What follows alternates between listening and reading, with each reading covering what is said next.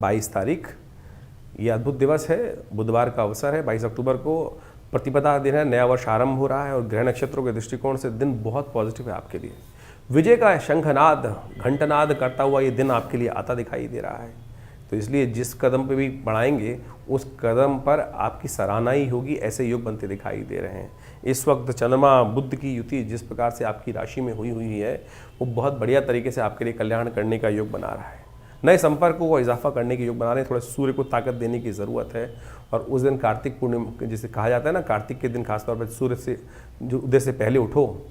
और इस दिन शास्त्र में वर्णित है जैसा करोगे ना पूरे वर्ष आपके साथ ऐसा घटेगा।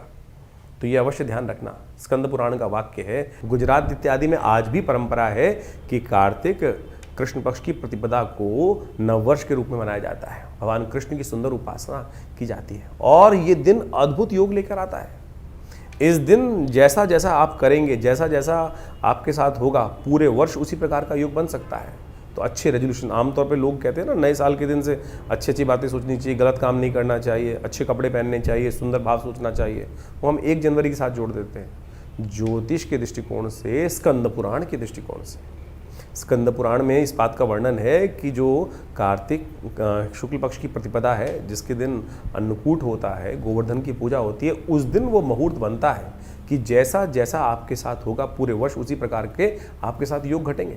तो इसलिए आनंद भाव से परमात्मा का सुंदर स्मरण करें, जल्दी उठें, भगवान का स्मरण करें, माता पिता का आशीर्वाद लें, गुरुजन का आशीर्वाद लें और उस दिन भगवान कृष्ण का सुंदर पूजन करना चाहिए।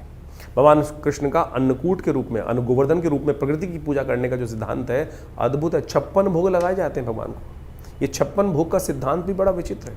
कहा जाता है कि भगवान ने 7 दिन तक 8 पहर हर रोज़ होते हैं, 7 दिन तक भगवान ने अपने जो कनिष्ठिका उंगली के ऊपर पूरे पर्वत को उठा के रखा।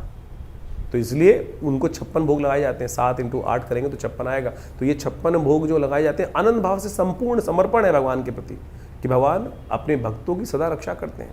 और ये कोई इंद्र के साथ द्वेष नहीं है भगवान का। भगवान तो इंद्र के परम हितैषी हैं। ये तो रूढ़िवादी परंपराओं को हटाने की, प्रकृति के साथ व्यक्ति को जोड़ने की कथा है। अद्भुत रूप से इस बात को हमें समझना चाहिए। और एक बात समझें कि जो ये गोवर्धन पर्वत हैं इनके बारे में अद्भुत कथाएं शास्त्र में बताई। एक कथा हम आपको समक्ष रख दें कि कैसे भगवान ने शिरोधार्य किया गोवर्धन। कहा जाता है कि भगवान के ऊपर ऋण था गोवर्धन पर्वत का। जब राम अवतार में सेतुबंध का निर्माण हो रहा था तब कहा जाता है पूरे हर जगह से लोग अपने अपने जो अपनी सेवाएं देने वहाँ आ रहे थे। पहाड़ पर्वत कंदराएं सब रूप से वहाँ पे चल दी थी अपनी तरफ से। जब गोवर्धन को पता चला कि भगवान को आवश्यकता है तो वो भी उठ के चल दिए। भगवान एक जो कहा जाता है हनुमान जी स्वयं उनको उठा के चल दिए थे वहाँ पर